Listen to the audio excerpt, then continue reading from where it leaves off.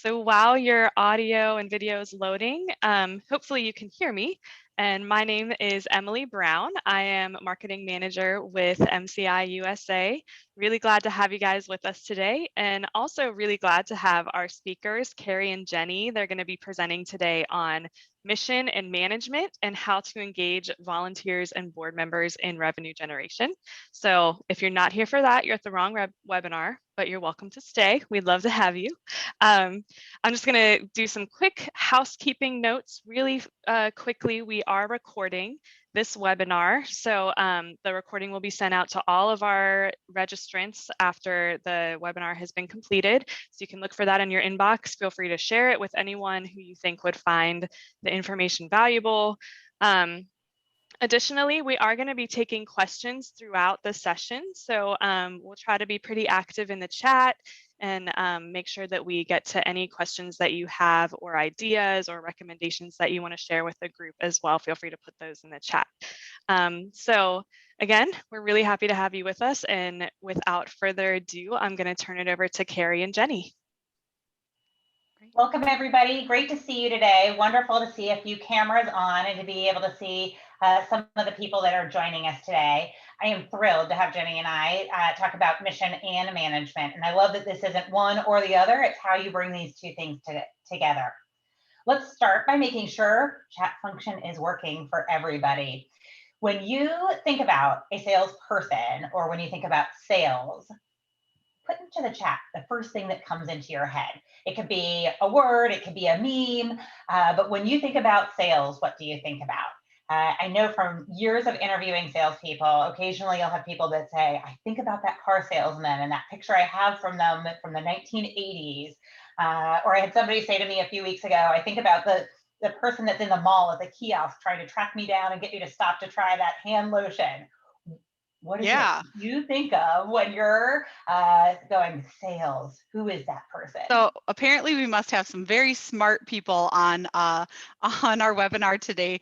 Carrie, I'm seeing dollars, forceful, uncomfortable, profitability, outgoing, live blood, relationships, partnerships, money, outgoing, which is awesome. Fantastic that we're seeing people see sales from a positive light for the most part. Yep, absolutely. You know, it used to be for so long that people didn't have that positive image of sales. And so I love the fact that people have started to change that image in their head.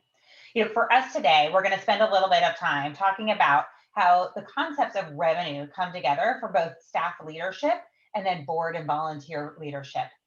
Revenue is the fuel that really allows an organization to fulfill on its programs and complete its mission and to try new things. And you've got to have that revenue generation piece come together.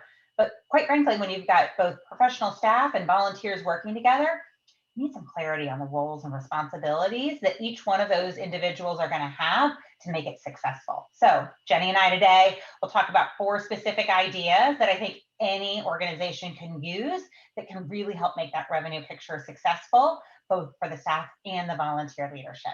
So let's go ahead and dig in. Wonderful. So hi, everyone. I'm Jenny Teeson. And you can see a little bit of my rap sheet on the side, but long story short, I was born into sales. I have a true passion for it, have moved my way into the association management side, but at the core, there is still that sales side of me. I started selling ladybugs around the neighborhood when I was 6.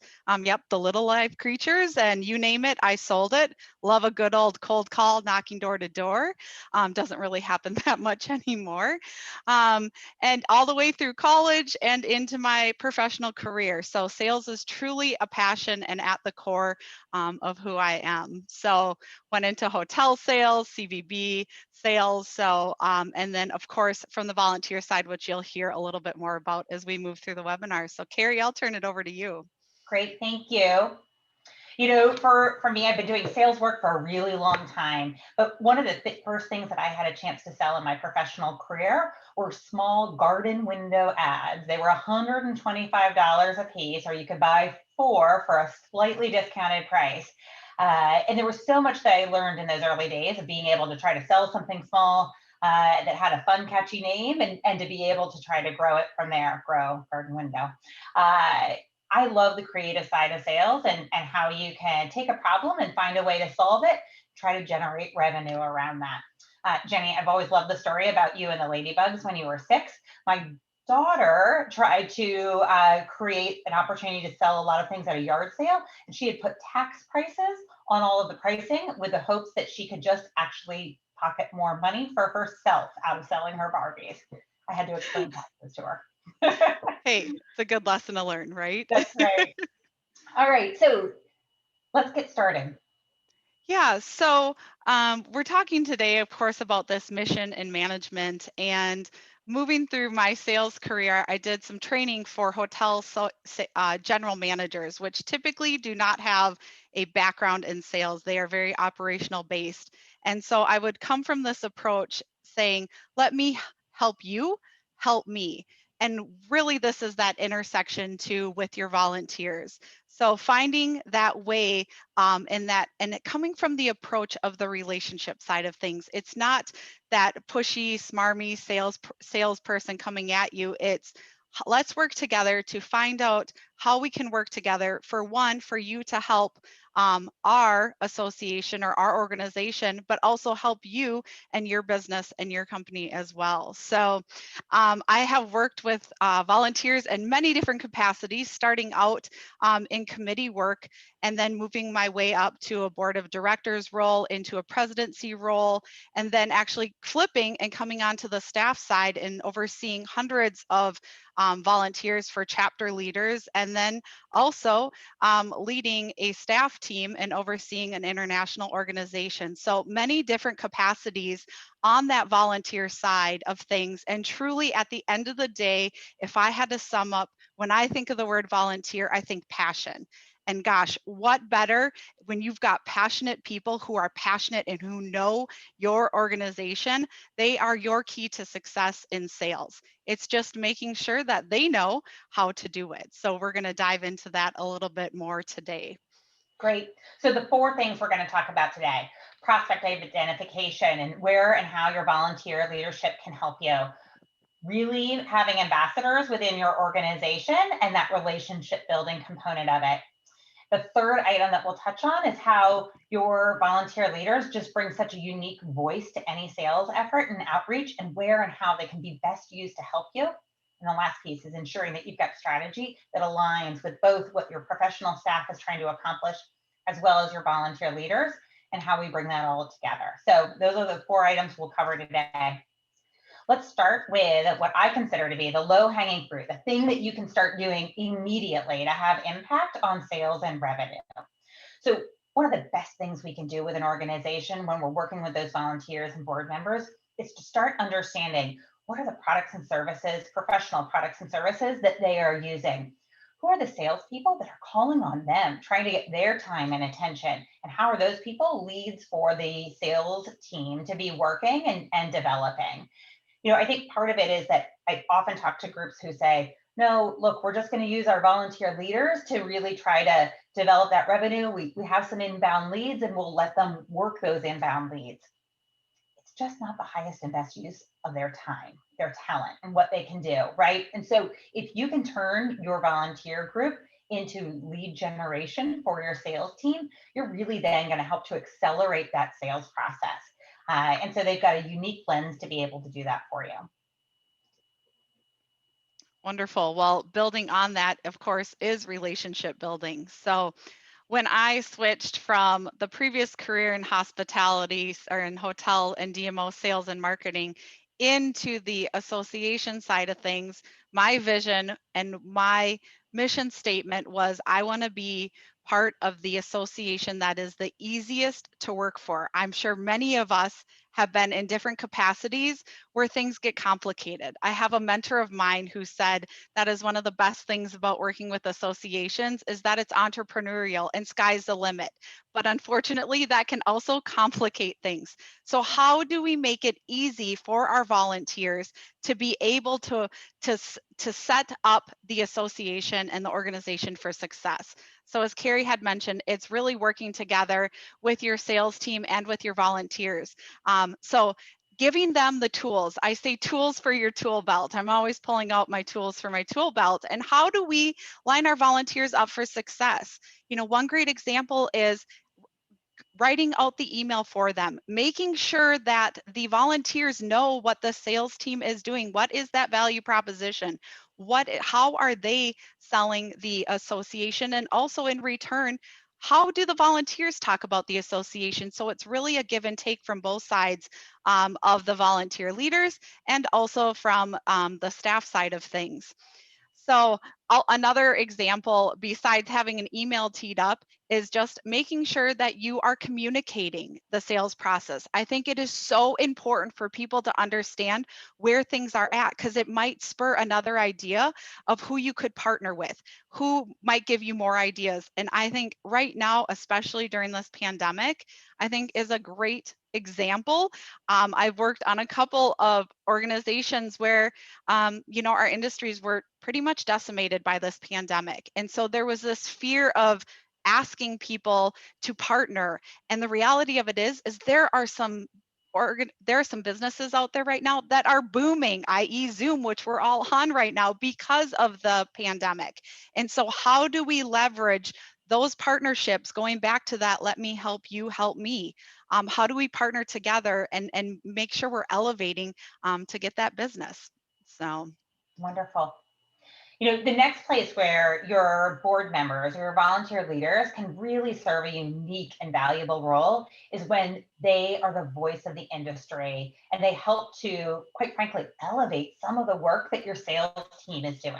So, for example, if in your industry and space, you've got an organization that's looking to maybe purchase, you know, a group membership, and so maybe it's 10 or 20 members that would be joining the organization, and you know the membership team is trying to sell them and work on them, bring a board member into that conversation so that that board member can help that organization understand from their perspective, right? What's the value that comes along with this? How has it impacted their profession or the other people on their team and staff? You know, the ability for that member to be able to bring a voice that is not a sales voice, but really a more peer-to-peer voice can have such a large impact. I also love being able to use a volunteer if we've got, you know, a large sponsor that maybe we've been trying to work and engage for a long time. We finally pulled a group from that organization together to sit down and have a conversation about engagement. Bring a volunteer along with that sales call, right? Again, they can add a unique perspective. It's not that you need them to do the sales work for you, but you do need them to bring in just what it's like and the challenges that members have or practitioners have and how that product or service might be able to help solve it for them. The other place where I think that, you know, the voice of the industry just delivers incredible impact is when you're able to have those volunteers really engage with some of the companies that are spending money with you, investing in memberships or investing with other sponsorships or products or services that you're selling. You know, about 5 years ago, we had signed on to become a sponsor of a holiday time event. It was an event we had never done before. It was a relatively big investment for us. And within 24 hours of the time that we had signed a contract and turned it back in, I had a call from a board member who was calling in a great, professional, friendly, excited voice to thank me for making that investment. I mean, it's 5 years later and I still talk about this, but it really stood out to me that we were that important to that organization. The contribution we were making financially and coming in as a supplier partner was that important that they wanted to call and thank me for it. You know, having your volunteers do handwritten notes to new people that are signing on with you, or again, I think even in the places of corporate membership where that can be so valuable, to acknowledge that somebody is joining the organization and to use volunteers for that role. It really does help you stand out in a really competitive industry and space. And again, I think it's the places where that highest and best use of time can come in. I think there's one other place that you can think about, you know, how can you help your volunteers or board members be able to meet some of the new suppliers and partners at your industry event and trade show? And it doesn't necessarily have to be teed up as a sales conversation, but the ability, again, to thank them, to spend time, to understand who they are as a business and as a person really shows that your organization values what that supplier is bringing to the table as well. Thanks, Carrie. Yeah, and actually going back to your slide previously, I just was on a volunteer call yesterday where a chapter leader had mentioned that they typically weren't asking for sponsorships for their webinars, and they had reached out to someone because the bank was getting low, and so they thought they'd start getting some sponsorship dollars. And in fact, the sponsor called them and the partner called them afterwards and said, we already received 3 calls from that webinar. Thank you so much. What else can we do? So it's just having that mentality of that we want to help each other. And going back to what you were talking about, with being that voice of the industry and being able to share and then allowing them and then seeing that through fruition to continue that relationship. So and I think that goes into the last part of this that we're talking about today, which is really that revenue strategy. You all need to be on the same page. How are you making sure that the staff understands and also the volunteers understand that we are together for the same mission? So making sure that you have a plan written, making sure that it is updated and that you are talking about that. And that is not just the sales team talking directly to your board of directors or board of governors. That is making sure that everyone at all levels are having that conversation. I'm thinking back to my days when I was a hotel sales manager, and it was a very small property, and the housekeepers would see me leave, hear that I'm going out for lunch, come back, looks like I'm working a little bit, but I'm showing people around. And there started to be some animosity and there started to be this tension. And so I had a conversation with them and I said, what's going on? And they said, well, it's just not fair. We're stuck here in the hotel and you get to go out and have these fancy lunches. And they're not really that fancy, but they didn't see the true value of what was happening. And so I said, okay, let me explain to you the process. Come into the strategy part of it. In order for you to have rooms to clean, I am getting out there, driving business into the property so that you have rooms to clean and that you have a job. This is a team effort.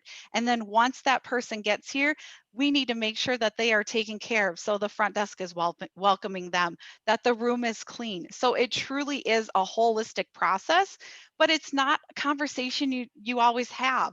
And so really working together to be on that same page to drive the revenue is so key and critical. And yes, I love this of having stretch goals, having your goals, and then having stretch goals. Gosh, pre-pandemic stretch goals were my favorite. Post-pandemic, I love when we hit a goal. And then if we can go beyond that, that is just such a true blessing. But I think it's important, the people that I oversee in staff positions of having them understand what those goals are and the stretch goals.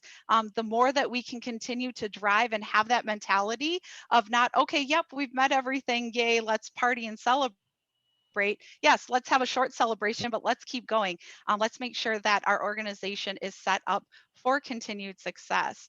Um, let's see here. So this is a line that I love that I hear from a colleague at MCI often is that it takes money to run a business. It takes money to operate. So even webinars, I think right now that has been a big thing over the last year is free webinars.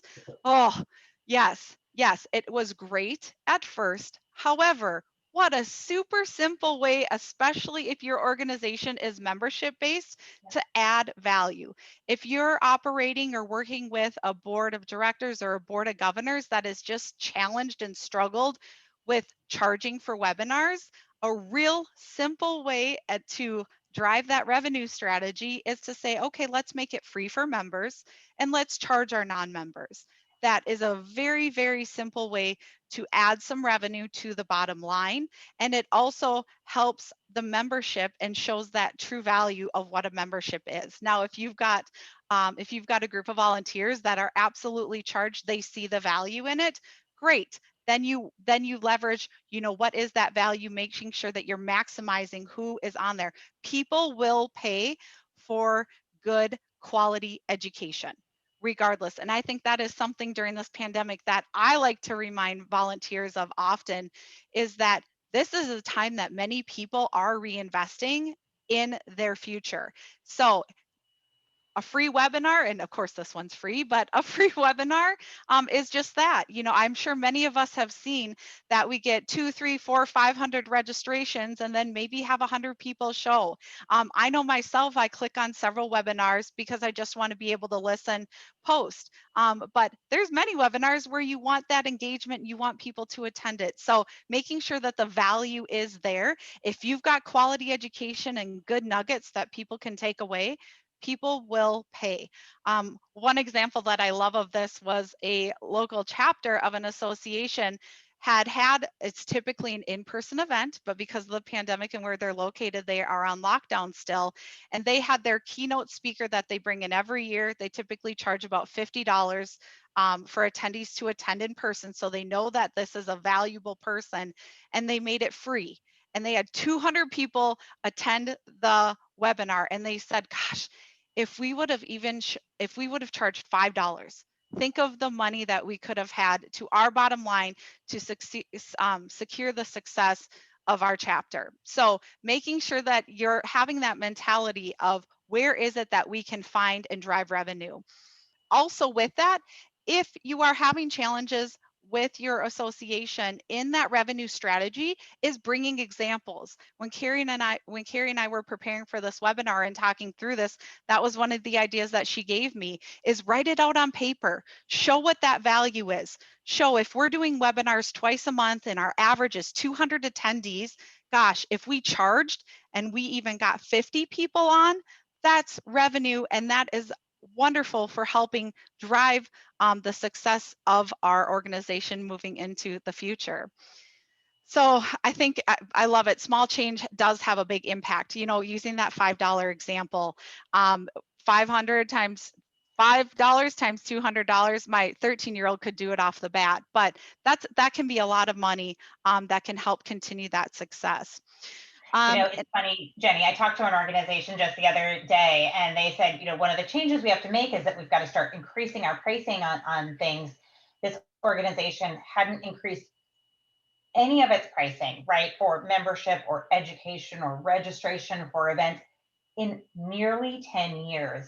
And I said to them, oh my goodness, the compounding effect that you've lost over that 10 years. And now it feels like such effort to get everybody on board to make that change is a really hard one. Whereas, right, if they had had a shared strategy between their leadership and their staff to say, we've got to actually do this regularly, and then to know that, quite frankly, there is a compounding effect that happens over the course of 5 years or 10 years, and it can have substantial impact. Expenses don't normally go down, they typically go up, and you've got to keep finding the revenue to support that. Yeah, absolutely. And that's one of the things with one of the organizations that I'm a part of right now. Typically on a board agenda, it's called revenue drivers or revenue opportunities. And it's having a conversation with the board of what's going on with potential revenue opportunities and revenue drivers, but then also what are we missing? Where else could we be driving revenue? And some very creative ideas have come out of those conversations that you just wouldn't typically put that hat on and go, yes, that absolutely, that makes sense for the industry that I'm a part of. So let's see here. Wonderful. Yes, I was going to say this is a great time. Who's got a question for us? Any questions that Carrie, I could help help you? Please drop them in the chat. I see here, and I'll answer this one while some questions come into the chat. So Emily asked how successful my ladybug business was at 6. I have to say, I learned failure and rejection. So people would purchase the ladybugs, but they wanted me to place them on their plants outside. And I tried so hard explaining to them that this was their pet that they just purchased and that they should take care of it indoors. So it was very successful, but I struggled with it. So you have to get used to the rejection early. For anybody that's in the East Coast right now, if you could find a way to make a business or short-term sales opportunity out of the cicadas, I think you could really be on to something. I have to ask, Jenny, how did you decide your product price? That's a great question. So I did a penny a ladybug. So Okay. and at 6, I don't think the true value proposition was there. Now when I moved up into doing bracelets, there was a cost. So leading to this conversation right now, there were hard costs associated with it. And so I think that leads right into this conversation today. Even thinking back to that free webinar example, there's a cost, there is staff time, there is technology side of it, there is marketing. It might all be in hours, not an actual, but there are hard fixed costs to producing something. So, it's not just free from the side of producing and deploying it. So, I see that Julie has her hand up. Hey, Jenny. Thank you. I do have a quick question, and I don't know if it was you or Carrie that mentioned it about not raising dues or prices. We have raised our prices for our events. However, dues have been untouched for, I want to say close to 18, maybe 19 years. We have not touched our dues. Anytime we look at touching our dues, our board is like, no. So what are some ways to overcome some of their hurdles of, Yeah, I think that there are a couple of things in there to be able to go after. And we see this sometimes with membership dues. And Julie, then we also see it if there happens to be in organizations where the members are also the suppliers that sell to that industry. They often are very reluctant to change the offerings for sponsorships, because in some cases, it actually means that they'd be approving something that would cost them and their company more money to do. So I think you have to acknowledge just where the natural roadblock exists within that, when somebody is making a decision about something that is then going to cost their company or their organization or their individual a greater investment. But I think one of the things that can be really powerful when you're trying to get somebody to understand the impact of not raising dues is actually do the math and show what that looks like, right? And so, if you said, look, dues were $100, and if we were raising that dues price by, 3% or 5%, every 2 years, right? Even if our membership didn't grow, our revenue would have increased by X amount over this period of time.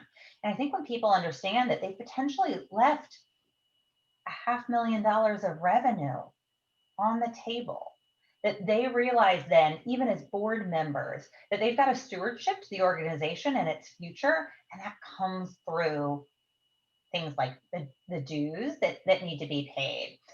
So I think that is one way, Julie, where you can help to get somebody to understand that this isn't just about the short-term decision about whether or not we change dues in the upcoming fiscal year or not, but it is actually the long-term impact of lost revenue on the organization.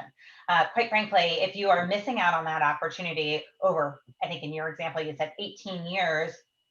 I mean, I don't know any organization that's able to keep their expenses flat over 18 years, right? Because that model just changes and things become more expensive.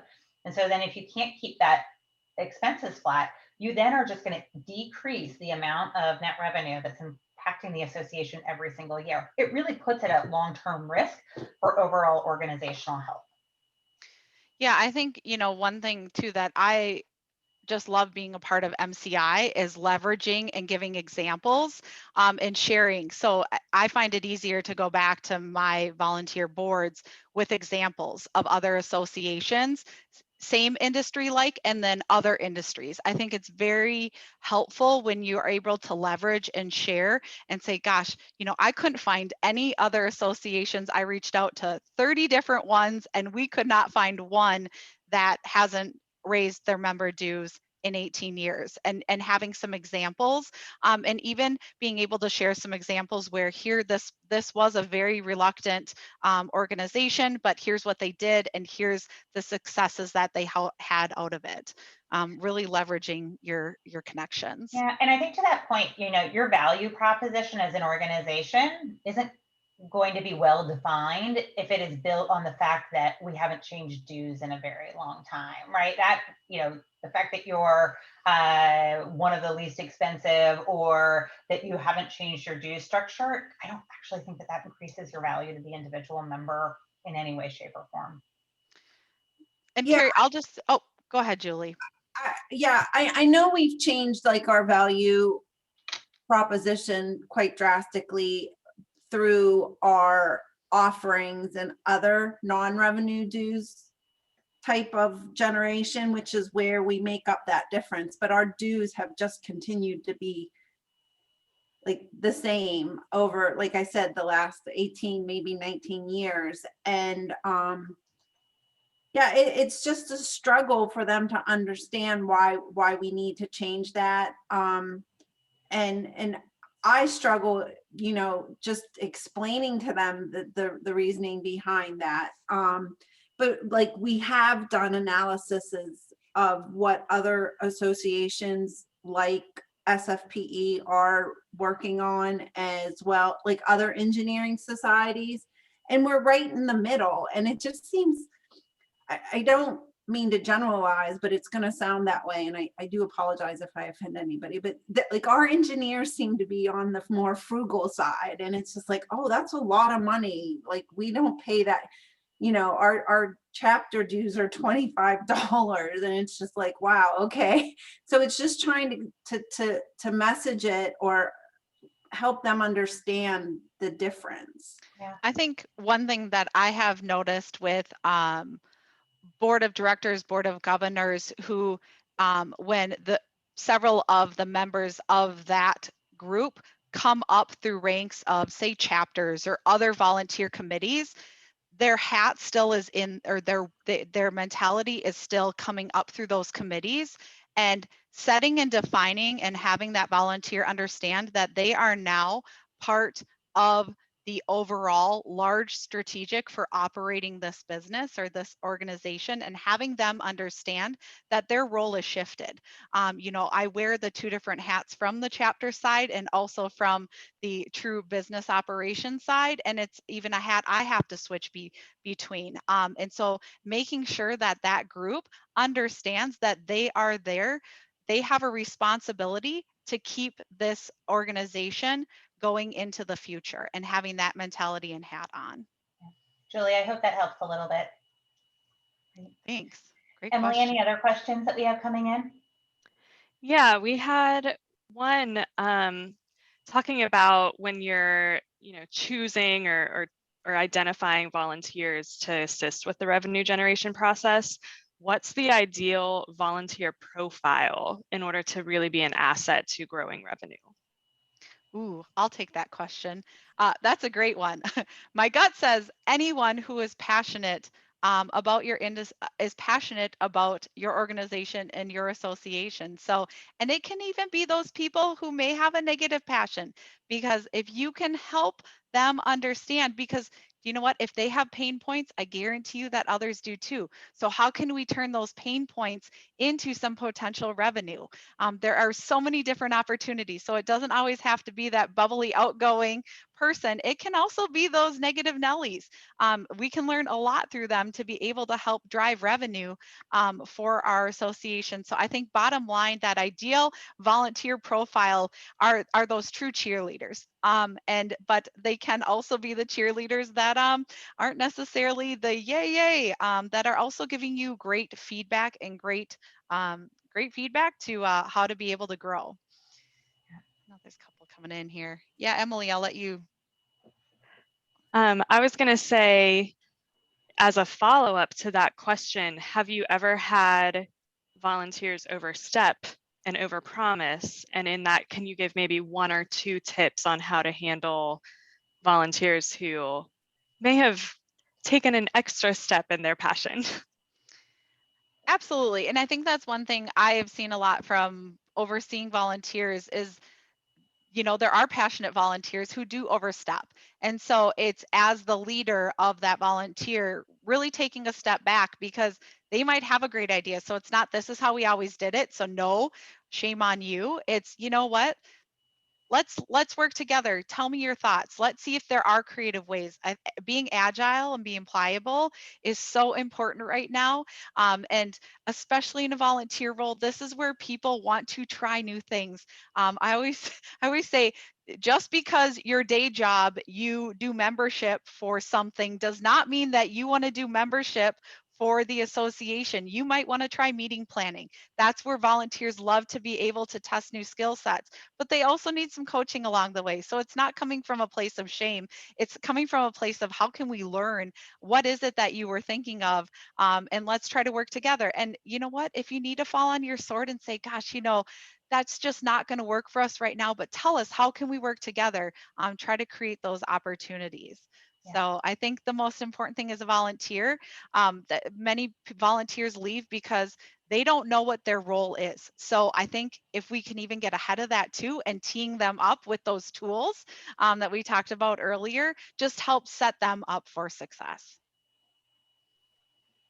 Great. Emily, do we have time for one more? I believe so. Yeah, we have about 8 minutes left in our maximum time. So the one question, this is more really around the webinar and revenue opportunities.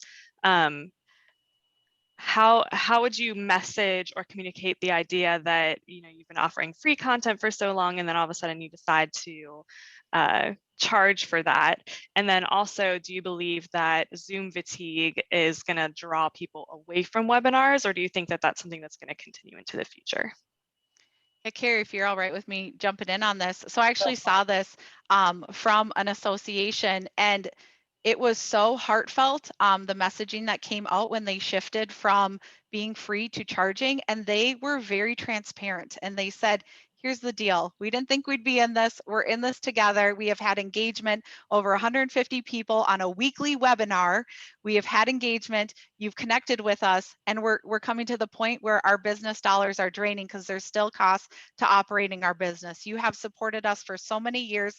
Help support us. And so they actually just were very transparent and said, help support us. And they received incredible feedback and are still getting that support, and people are still paying and helping the organization for success. So they lost maybe 25 people, but that's still 125 people now paying for it. And to follow up on this Zoom fatigue after many months of the pandemic, absolutely. I think we're all, gosh, I joke around because I used to office out of my home before the world officed out of their home. And I just wish people could go back to the office where they can chatter and I can just get my work done.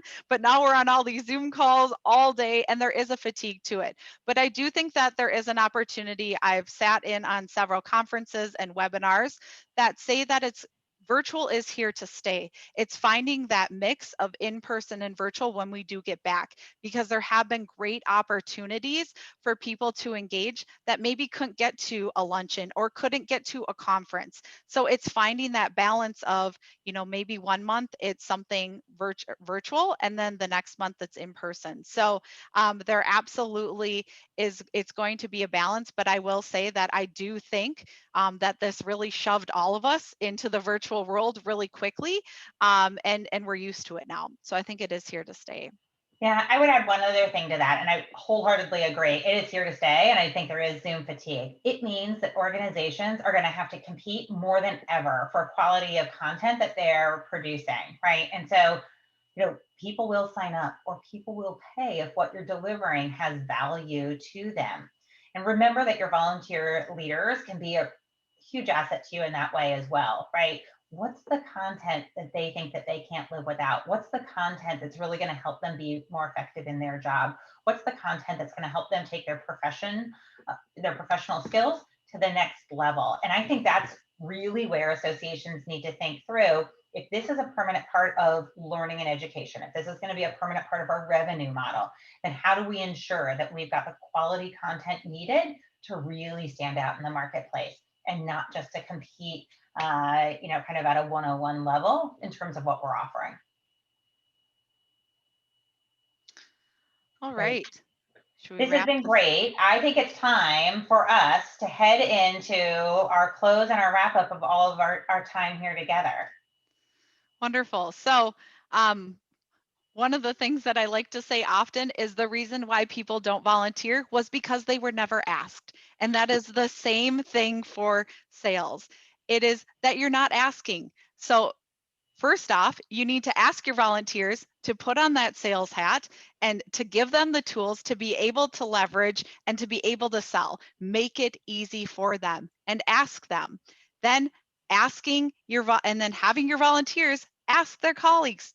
Think about a group. So making sure, as if you're in a role that you're overseeing a board, is making sure that you're having these conversations and you're asking them, who are you connected with? What have you seen on other webinars? What have you seen, who are similar associations? Who's popping up on there? Who might we be able to partner with? And going back to that, let me help you help me. So I think it's most important that you just ask. Wonderful.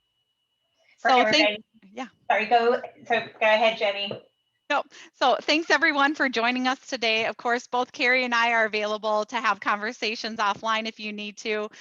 So appreciate the questions and the engagement today. Make sure that you visit our website for more insights and shape your tomorrow with MCI. So thank you everyone for joining us today. Have a great afternoon. Yeah, bye everyone.